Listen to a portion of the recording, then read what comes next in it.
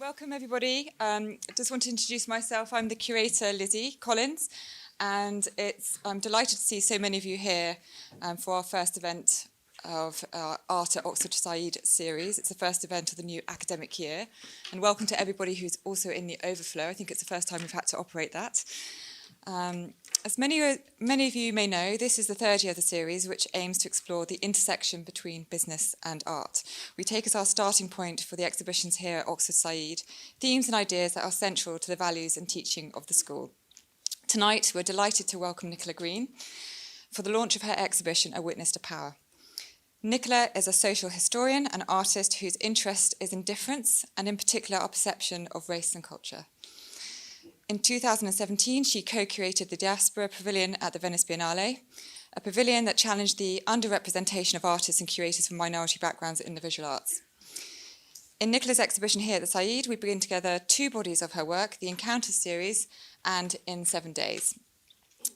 This exhibition is about different role models and different examples of leadership.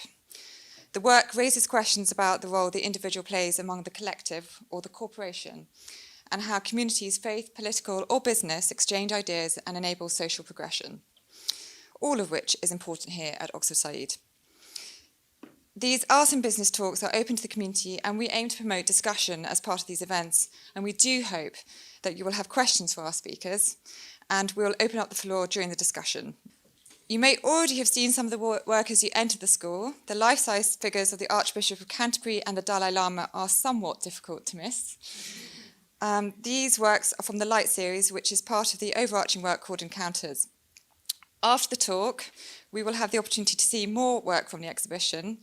In the link corridor, we have the series In 7 Days, a set of work that was born out of Nicola Greene's experience of shadowing Barack Obama during his election campaign.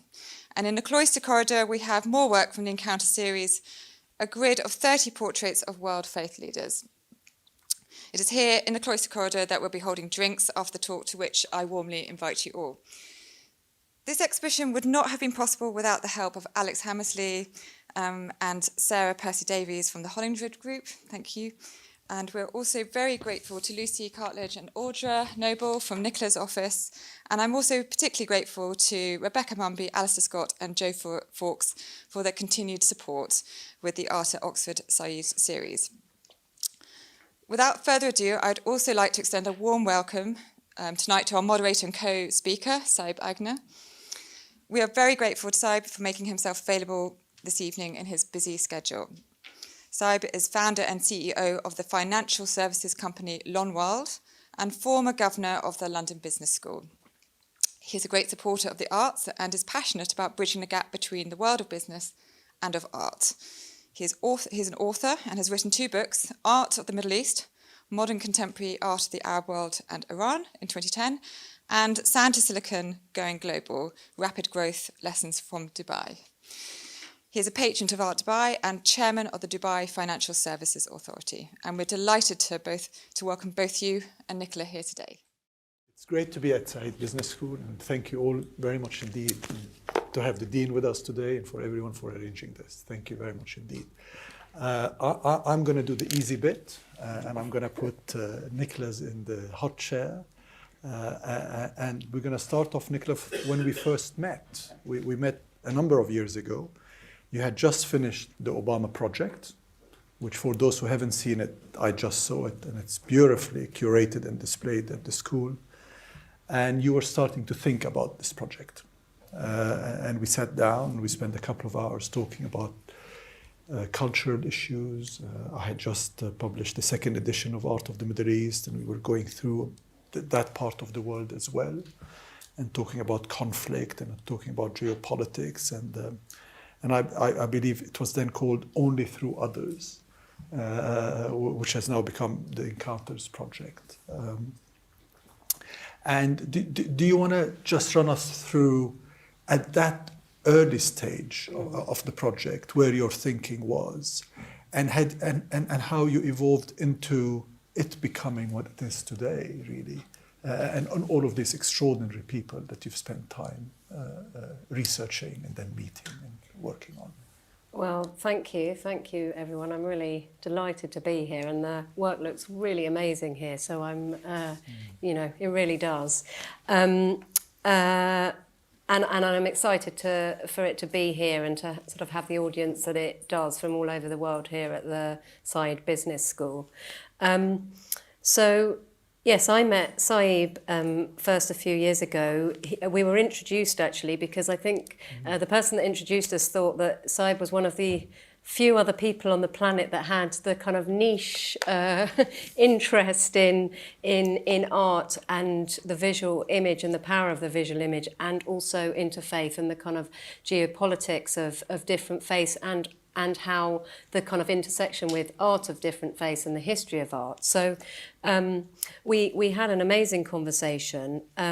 Saib actually, at the end of that long conversation, I had been working on it for a few years and had been to a lot of the meetings, and he was like, what you have documented, because what I have documented is a new thing in history, religious leaders meeting with each other and talking publicly about each other's religion, actually articulating that in words it's a completely new thing in history. Even meeting with each other, it really is, and I can sort of talk about that history. But we talked about the geopolitics, the sort of meaning of it, and the academic and intellectual aspect, I suppose. And Saib at the end was like, but you've got a real big problem now in your hands. And I was like, oh, what? And he was like, I can't see how are you going to kind of resolve this as an artist and visually,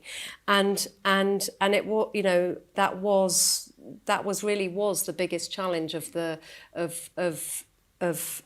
project actually, and has taken me many years. So it's really amazing to have Saib here now after agreeing to come here, having sort of thrown down that challenge. I think I might sort of answer that question by saying that when I started this project, I really didn't completely understand what it was. I was really I'm interested in difference. I'm interested in it sort of, understanding each other's interests kind of in a micro and a macro level. And I was sitting having breakfast one morning, about 10 years ago, and there was a tiny little piece in the newspaper, and it said that the Dalai Lama was coming to visit the then Archbishop of Canterbury, Rowan Williams, and it was only the second or third time in history this had happened. And I was really kind of astonished and interested in this, and did more research into the history of kind of religions and religious leaders meeting with each other, and rang up Lambeth Palace and said, please, can I come and be a witness to that meeting? And they were like, no,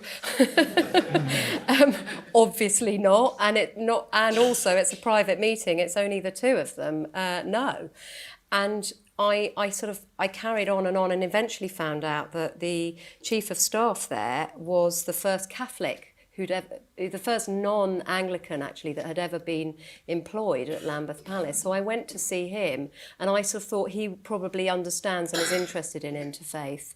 And as luckily for me, he was also interested in art and the visual image, and he said, actually Rowan Williams is really interested in both those things. Nobody's really focusing on these meetings. Nobody's talking it. They were really ad hoc and happening kind of just, there's no central kind of UN equivalent for religious leaders. And so it wasn't something you could find out about, or anyway. So Rowan said that I could come, and the Dalai Lama agreed, and it was literally just the two of them and me sitting in this 2-hour meeting. And there's been a picture of them sitting on a sofa. I arrived, and it was kind of alarming because they had put a chair, and they had them sat on a sofa, and they put a chair there for me, and they were like, we thought this would be better for you doing your drawings and so on. But actually, I sort of put on an invisible cloak, and they ignored me. But because they were sat on a sofa, there was nothing. Usually there's a table or something in between them. And they ended up holding hands for the whole 2 hours. And they both of them said they'd never, either of them, done that in a meeting before, and they had some really tricky. They were discussing some tricky things. I mean, it was not all soft, happy stuff. And anyway, so that set me off, and you know, they. Rowan Williams then kind of invited me to the next event that he did. He went to India for the first ever meeting, actually, of 7 Swamis from all over India. And at the beginning of that meeting, they said they had never met with each other. Because actually they don't tend to travel. People come to them. And so it was that was a big deal meeting, and one thing led to another, and I guess, you know, I'm saying this kind of like it sounds really easy. It actually was not easy. It was really hard to persuade each of them to kind of let me sit in on it. But I think that because I was recording everything visually, in the end, they agreed, because they were less threatened by the visual record than by the written record. Interesting, because a lot of people will want to know, how did you gain access? How were you able to get access to all of these terribly important, many of them very private people, and you think one led to the other? So. Well, so Rowan then took me to lots of these meetings, and he then asked everyone's permission, and I think because he was so well respected, and because he came to actually before he did that, he came to my studio. And we had a long conversation about In 7 Days and my intention with that work, and how I'd approached it, and what I was doing with that work, and how I was putting it into the world, and why I'd made it. And I think that had a massive bearing on, you know, his trusting me. And he then sort of extended that to the meetings that he was party to. So that. But there was a long discussion about me signing legal sort of documents and confidentiality. But actually, at that point, it's actually not really possible to create that kind of legal document. And so in the end, it came down to trust. And I had to prove myself, and I'm sort of neurotic about not ever betraying that trust. And it's one of the reasons this project's taken me 10 years, is because I've thought incredibly carefully about every little bit of every aspect of this project. There's a lot of sensitivity, and you know, whilst at the same time, and actually I was telling their story, you know, so that was a huge responsibility. But in the end, there was nobody else telling this story. So I think after I had sort of built that trust, they actually became kind of invested. You know, they wanted me to tell the story because they believe in this, and they weren't, you know, strangely, it's not like this, it was all a big secret, but nobody was interested in what they were doing. And so they were finding it hard actually to tell the story of what they were doing. And I think they almost needed somebody sort of independent that was not within their religion or their office or whatever.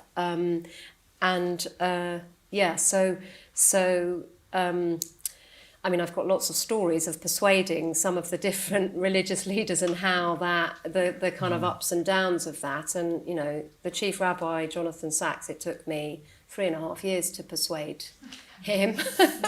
But once I'd persuaded him, then he then really got it. And now, you know, he's written in this book, and he was interesting as well, because one of the reasons he didn't want me to sort of spend time with him was, he said that, you know, Judaism is not a religion of the visual image. It's a religion of the book and the word. They don't really kind of invest in architecture, never mind kind of, you know, sculpture or visual artifacts.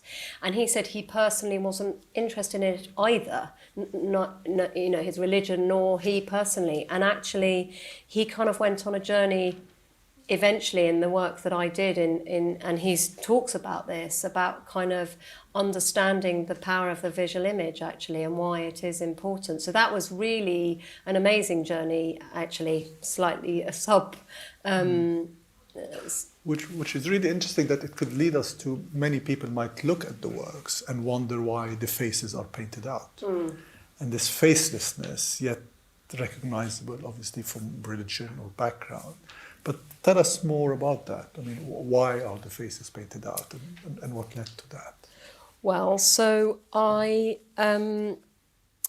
was really interested in kind of trying to reflect this kind of new history that I had witnessed and documented, which was that basically that they were sort of sharing a platform for the first time in history, and that actually the reason that they hadn't throughout history is really sort of to do with hierarchy and power. And so I kind of wanted to reflect. I then also found that, this, I'm being told now by all the academics and art historians around the world, that this is the first artwork to portray all the religions and all the religious leaders in one artwork together. And so there's a kind of, and actually just as an image, everybody's, everybody's separate, and completely defined by their own religion. There's no kind of cross-fertilization of the religious imagery in the backgrounds at all. They're completely distinct, and yet they are all kind of together and equal, and there is no hierarchy. And as part of that, I realized that I didn't want this sort of common visual language, if you like, this common and yet distinct visual language to be sort of interrupted by the the facial features of each of those individuals, which is quite distracting. And actually, as a viewer, we bring most of our prejudices to bear when we see somebody. And so I wanted to kind of try as best I could to remove those prejudices, but also, I mean, there's actually a very long answer to the painting out of the faces. There's a history of aniconism in lots of religions, which is incredibly interesting, and there's a wonderful chapter, there's a couple of chapters in this book from an Islamic academic, art historian and a Christian one who works at the National Gallery, but also I wanted to kind of reflect on the nature of these leaders who in their role are representing a religion, and they're representing the present and the history of that religion and all the people that follow that. And there's a kind of internal dialogue for them about them as an individual and what they represent. And actually most of us have that in different ways in our job and in our life. And but yes, I also then chose a kind of, as far as it's possible, a kind of neutral, raw variation of raw umber colours, basically, to try and kind of remove the politics of race and skin colour. So, yeah, so... I mean, what comes across as very interesting is they're all separate, yet together they're one. Yes. There is this oneness to it all. There is an undertone of this religious, cultural understanding or empathy or spirituality, whatever that may mean. Yet everyone is separate. You've met everyone separately, but when you look at the cover of your book or you look at it hung, you see them as one as well. Yeah, well, first of all, they never have all met all together. Right. But obviously I was documenting them meeting in different variations. So I wanted to reflect that. But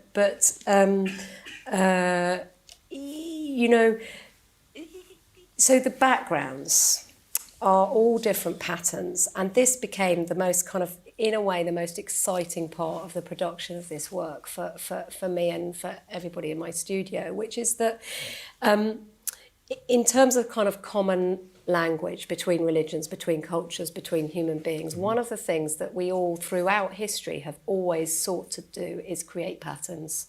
And I think that it's a kind of human need to create patterns to make sense of the world. Nature creates the most incredible patterns, and I suppose we reflect nature by creating our own patterns. And the history of patterns and textiles is kind of incredible, because actually if you take any one element, from all of these backgrounds and go right back to its source, there's a common source basically, and I think that's to do with our common humanity basically. And since the Silk Route, since we were able to travel and exchange ideas, we have been exchanging imagery and symbols, and so nothing actually exists in perfect isolation, and no religion exists in perfect isolation. So whilst all the patterns are completely true to each religion, and I was very careful to make sure that they were not, I wanted to reflect what the religious leaders themselves were doing, which was not in any way to say we're the same, was to kind of completely retain their own strength and power of their own belief, which in many ways, I suppose, religious belief is the most sort of it's the most complete, if you like, that sort of excludes intellectually and other beliefs, and so it theologically has been very difficult for them to work out how to talk about each other and not undermine their own belief. So, and I wanted to reflect that visually, I suppose. So that's kind of what I've tried to do in the backgrounds and with these patterns, is to keep the strength of each separate belief, but kind of look at the connections. I mean, interesting to, of course, an art historian as well as an artist, and you spend a lot of time studying theological issues and political issues, and something we both believe in, and something I've written about, is the importance of culture as this cultural, especially in today's polarized world, that it makes this wonderful bridge for crossing cultural divides. And there are many forces, of course, who want to not allow this bridge to be built or destroy it if it's built. And works like yours just keep reinforcing this. And I suppose partly all of these leaders got that message, which is why they supported your works. And so the importance of it, and you said earlier there is no United Nations for religions, which is true, there isn't one.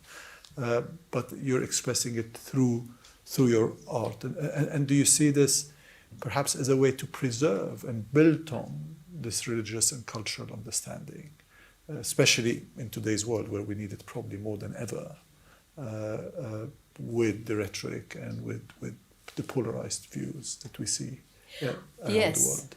Well, I think that one of the reasons that these religious leaders have sort of made these changes over the last decade, it came out of after 9/11, that there was a very sort of they started to consciously get together and realise that they had to kind of make an intervention and start kind of talking about each other and kind of treading in a domain that I suppose maybe politicians weren't, but also that they realised only they could.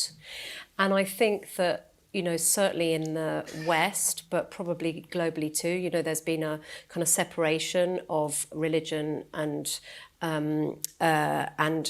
power and politics. And so, certainly in the West, there's been not much attention paid to religious leaders. So they've also kind of occupied this space where they, I guess, have been able to tread in places that politicians and prime ministers and presidents have not been able to tread.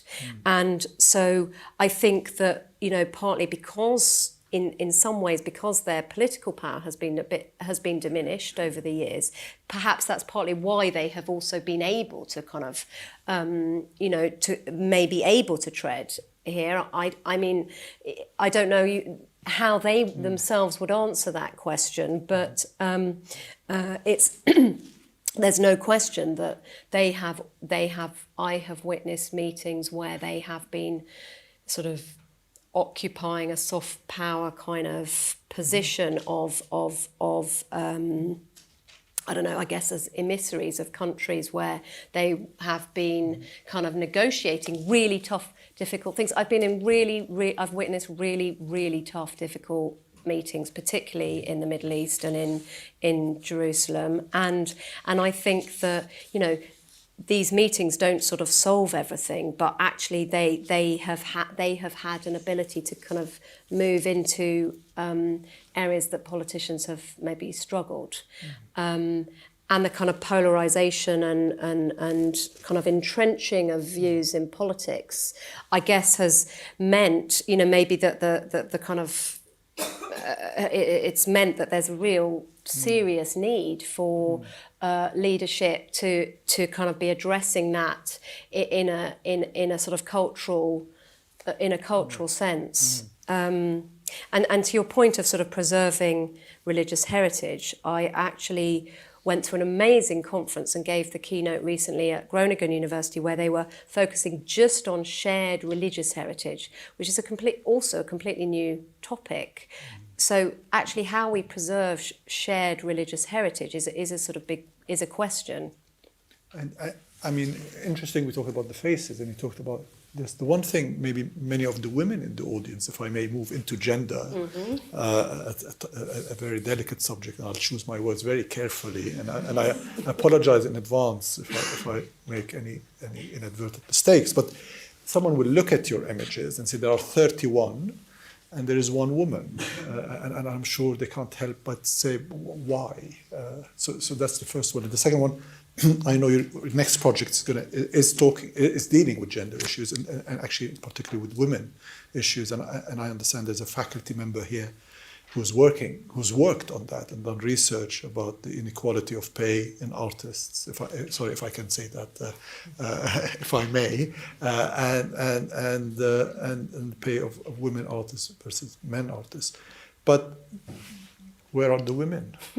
Well, Where Are the Women is basically the subtitle to Encounters. And when I very first installed this work, we had actually some women getting really angry. You know, I thought about this so much. When I started the project, I knew that it was mostly men, but I must say that it was only after having kind of forensically been all over the world that I realised that, you know, almost without exception, Dharmic religions, Abrahamic religions, indigenous kind of spiritual beliefs, you know, north, south, east, west of the globe, at the top kind of leadership level, and you know, not all religions are hierarchical, but nevertheless at the topmost senior sort of leadership level there are no women, and it's actually shocking. And it wasn't really until I kind of, you know, was halfway through this project that we realised, and that anyone realised, I suppose no one has forensically kind of made this work, that, you know, to see quite how shocking it is, and also how kind of comprehensive across the world. And I might say that also what I had not thought about before I did this project is that I would always be, almost without exception over the 10 years, the only woman in the room. And I might add the only one usually wearing trousers. So, and there's a wonderful chapter in this book by Marianne Saunders talking about kind of the role of women in most sacred texts. The women have the role of witness, but not of voice, which I sort of felt in some ways was the position I had in this story. But you know, I think that's a whole nother discussion that is, you know, is really interesting and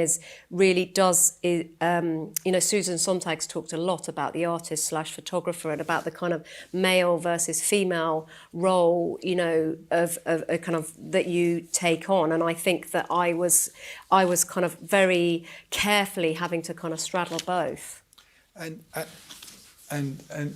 in kind of closing, we've got 5 minutes left. I think probably one of the things a lot of people might want to know or like to know is are there 2 or 3 examples of really insightful things that you've seen that are, you know, either in the Obama campaign period, you've spent a lot of time with the former president, or with the religious leaders, which have made you stop? I mean, I'm sure everyone has, but are there some really strong things? And is there a commonality in leadership, spiritual and political? Okay, so I think that's a massive question, and we don't have very long. So I've got to answer it with one insight, and I've obviously got many more. I was very lucky to spend time with Obama in 2008 before he became president, during the time that honestly nobody thought he was going to be president. On the night that he became president, he gave a speech which probably lots of people watched in Grant Park in Chicago, and they had the whole of Grant Park. There were 1.5 million people, whatever, in Grant Park, and they did it in the middle of the night so that the whole world, so it would sort of catch the news of the whole world. So it was pitch dark, and it was, I can't remember, like 11 o'clock at night or something, and he came onto that long kind of runway, if you remember, and he did this amazing speech, and all his team and all his supporters and lots of people around the world who, normally other countries don't really care that much about the kind of party politics, really, of other countries. They really don't.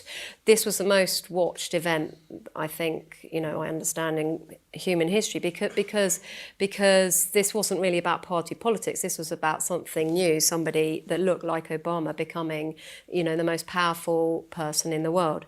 Anyway, after he'd finished that speech, he went sort of behind. They had a little tent, and I went into this little tent, and I was expecting, like everywhere else, to be a kind of big party and a celebration.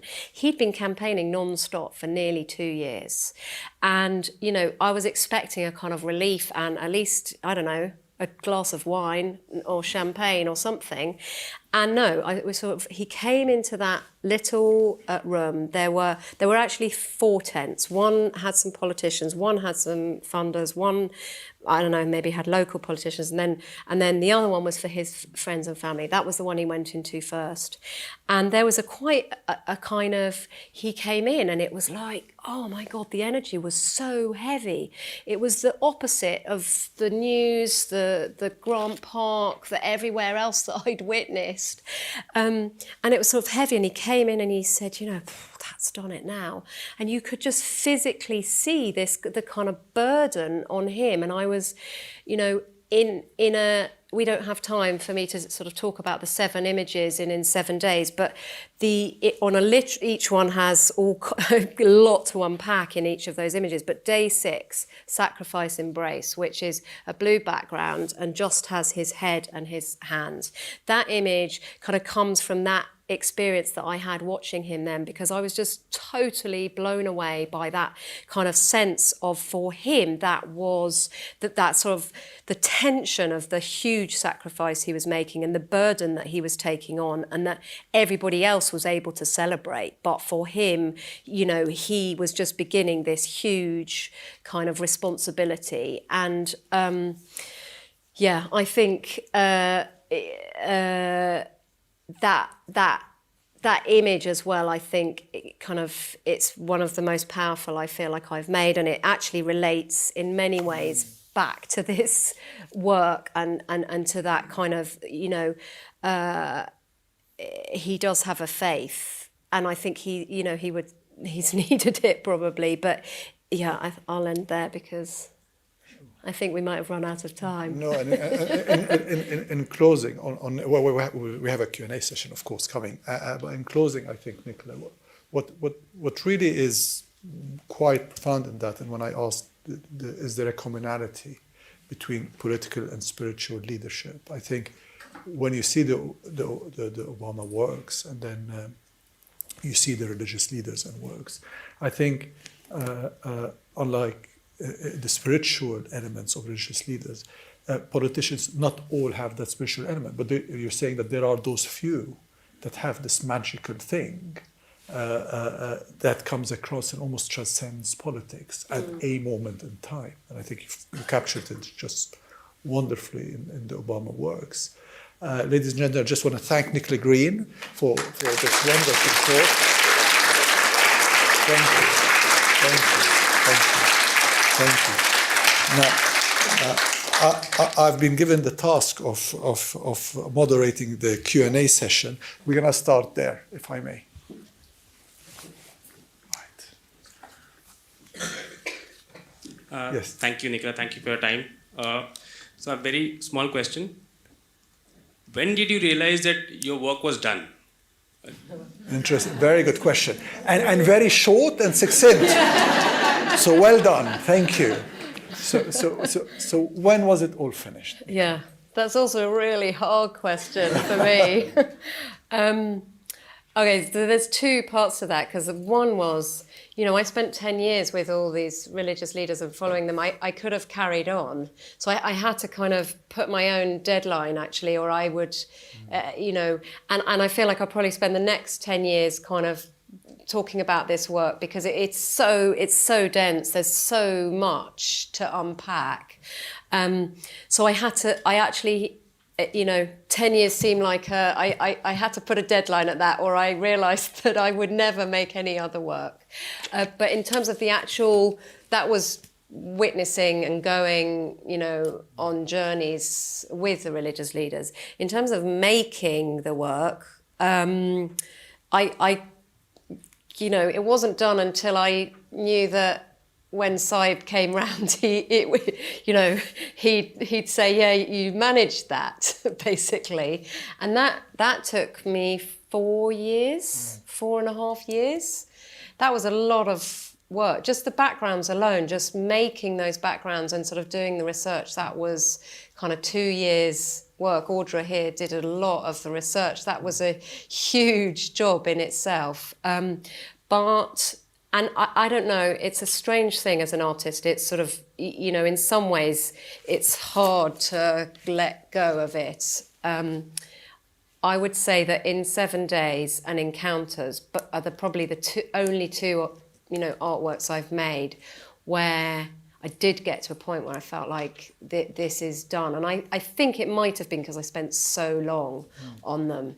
And I was quite monastic as well about how I approached it. I didn't really you know, in 7 days, I told nobody apart from my husband that I was making that work. Nobody, because I knew that I would get completely distracted with the kind of the goal of the work, which was not to comment on the politics or the party politics or what was happening in the moment, but to create a work that would be sort of a meaningful legacy, and that was a completely different intention.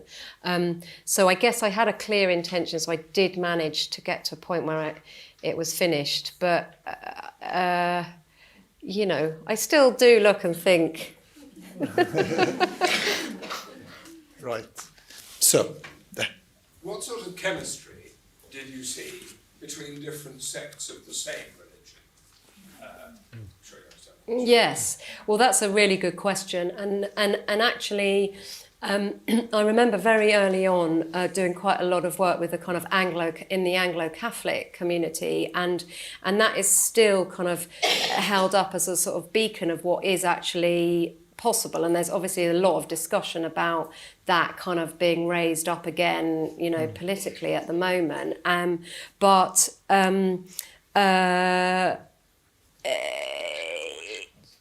You know, often there's just as much difference, you know, within a religion as there is outside. I think that it's not the same as politics, though, because I think what I did find sort of within religions, and I mean, obviously, you know, there's internal politics, obviously, but I think that religious leaders and religion, certainly in the West, has been under sort of some attack, actually, with sort of the rise of secularism. And I think that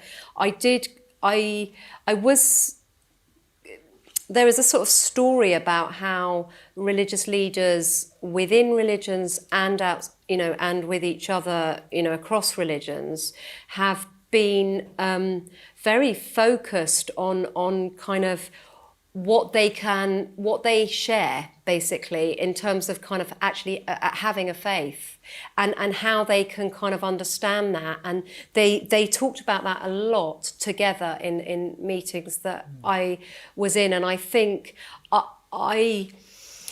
I haven't sort of fully explored that, I think, in some ways, but I think that perhaps that is also a new thing, as well as the interfaith dialogue, that kind of realization that it's important to kind of, really hold on to what we have in common, I suppose, yeah. I don't know if that answers your question. Thank you. Yeah, wonderful. Thank you. Microphones, please. Can we bring one here and then there? Nicola, on what order do you hang these portraits? Is it always in the same order? And if it is, why? Yeah, that's a So really... the question is, in what order are this series hung? And is there a hierarchy, or is there a reason, or color, or... No, Audra sitting here will say, I think, I don't know how long we spent, maybe an actual whole week. It was like having a puzzle on the floor because I made them with all of this, everything that I've said. I didn't make it from the beginning as one artwork. Each of these portraits exists in its own right, as you can see, and I did not, I think it would have been a total nightmare. I don't know if I'd have ever actually been able to finish if I'd tried to make it from the beginning all work together.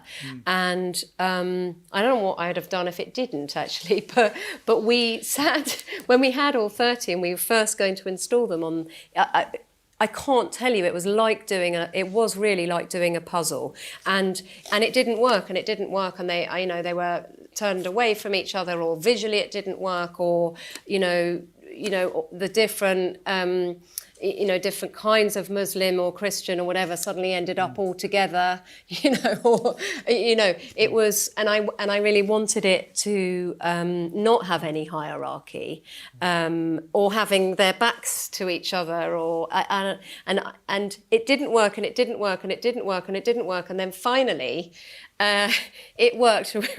So we're taking a photo of that because it took so long. I don't know that there is another solution to those particular 30 hanging together. So the answer is yes, they have to go in that order. Or there'll be some kind of derail. Thank you. Thank you. Do you ever find yourself needing to relay in your images messages of love and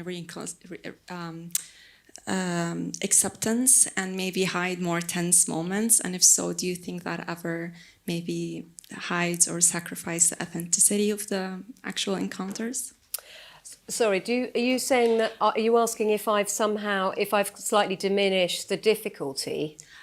I guess because most of the images, by nature, I'm assuming you're trying to show that most of the images, most of the religions have things in common with each other, or that. Yeah. Yes. I mean, I am not trying to say that A, not all religious leaders are talking to each other. B, it's not all perfect harmony. No.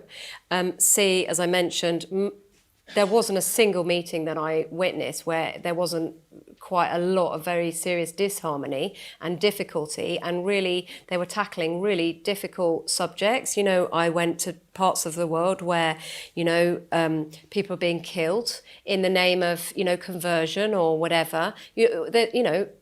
Never mind kind of the awareness of, wars and, so no, it was not, I'm not trying to hide that, and I would never say that, I'm not trying to sort of say that this work is somehow kind of, projecting some resolution at all.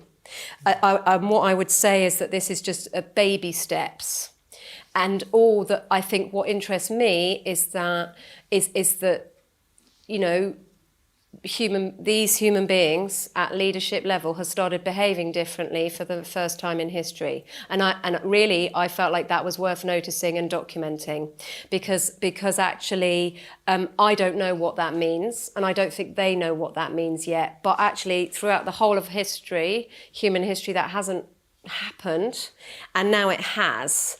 It didn't start on one day 10 years ago, by the way. It sort of started in the civil rights movement and then the anti-apartheid movement, and kind of has developed on from that. But I haven't, I mean, Actually, there are photos that have come up on the wall, and there are, of meetings where really difficult things were happening. And not everybody is all kind of smiling, and, I suppose I was focused on documenting the fact that they had sort of attempting this new behaviour, basically. And that's partly it's another reason why I painted out the faces, actually. It is so as not to be kind of making a statement, they're not all laughing and it's all, perfect.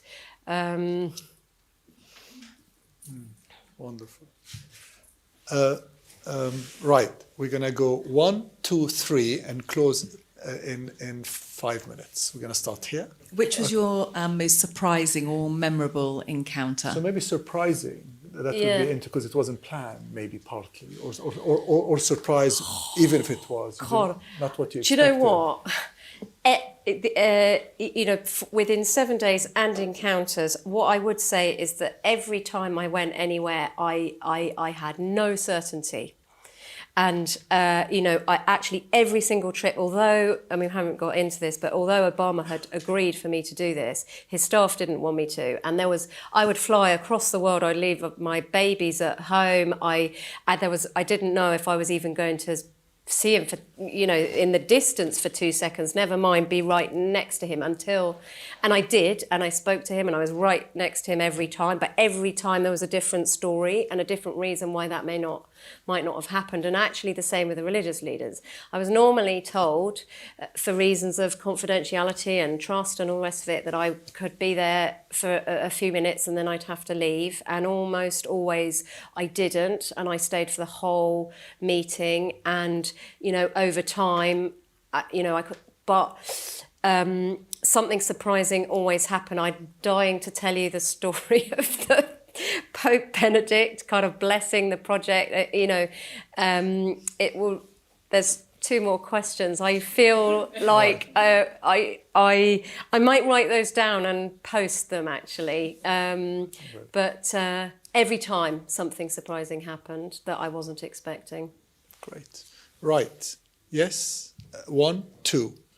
So burgundy top and pink top. Right. Burgundy. I'm really interested in the one woman. Yes. I was wondering if Good. you, in a few Yes. seconds, Yes. tell us Who a bit is more it? about Yes. her and your experience with her. It's Rabbi Laura Jenner Klausner, who's the exact title. Sorry, Laura. There you go. And there was a lot of discussion about whether she was going to be in it, because in our pie chart of the religions, 84% of the world has a faith, and how many people, belong to each faith and each subsection of each faith. The head of the Reformed Church in the UK of Judaism doesn't even make a skinny line. But I decided to put one woman in because, she was the only woman that I found across the world that had the leadership role, basically. So that's why. Yeah. Second question, sorry. I should say no, actually, but really no. We have to go there. Okay. I'm so sorry. Right. Well, mine is the final question. Where do you go from there? Right. Okay, well, maybe. Well, it's linked to that one. that's So it's the maybe woman. Right. Yeah, that's a good question, but I think that I'm going to the women, and I've started working on that, and I'm focusing on women in power, but I've just started on that, so watch this space. And I have to say 60% here almost are women, which I find fascinating, looking at the room. And that's why it's so powerful as a message to see this and to see there is no woman except the token one. I think, good luck on the Women Project, and it's fantastic. In closing now. One question from the other room, if I Yes, well, Simply exceptionally. because they haven't been Okay, go on, included, go on. so, Okay. and the question is, how did you choose the colours on the standing portraits in the business school lobby, and how did you decide the size and scale? Oh, that's a great question. I love Right. that somebody's asked that question. Just contextually, this is the silhouettes, the ones Yes. that are outside at the entrance of the business school. Yes, which are all painted, sort of reverse glass painting. You saw there were a sort of time lapse of those paintings. On the question of the size, I wanted to make them life size, and I could give a whole lecture on how hard it is as an artist to make a perfect life size complete body, because you never have, you know, when we look at each other, you have a perspective. Your eyes are always at one place. You never look at somebody right in the middle, and even if you did, there's sort of foreshortening up and down. So when in taking a photo, when you do a painting, you are actually able to kind of compensate for that, like the eye does. But nevertheless, you still have to make some sort of decisions. And then if you've got the feet in there, they're not sort of straight at you, so you can't. But we did actually measure every religious leader and work out. Audra had that job of measuring everybody and working out their relative size to each other. And so it was, and then everybody's feet were in slightly different positions, and they were standing in different stances. So we had to, so it's not forensic or perfect, but we did our best, and they are all just very slightly larger than life size, because when you go up and meet them, if they were exactly life size, they would have kind of ended up looking not quite life size. So that's also kind of, and there is almost this mystique to it, because there is this hologram almost kind of translucence. So it is like, yes, so it's sort of mystical. It is a bit mystical, and the colours are really true to the outfits that they wore. The accent colour that you chose. The perspex colour on the back. Oh, okay. Well, I was a little bit limited. If the world had been my oyster with those live edge perspex, but I'm afraid until somebody here invents, or wants to work with me on producing all different colours of live edge perspex, or that I was limited in the colours I could get, and I really chose contrasting colours to the paintings that I had made.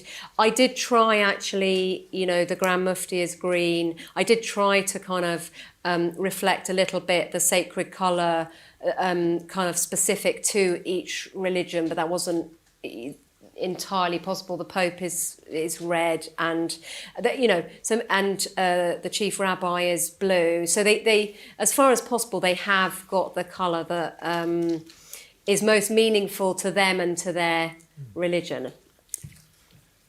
Well, that's fantastic. This it brings to a close something that really is truly fascinating, and I think for all those who are studying here, I just want to say how wonderful it is to be in a business school where an element of this liberal art and culture is brought in, and to have the dean sit in on the whole thing with his top team and to see this. So I'd like to thank you. Thank you. Really.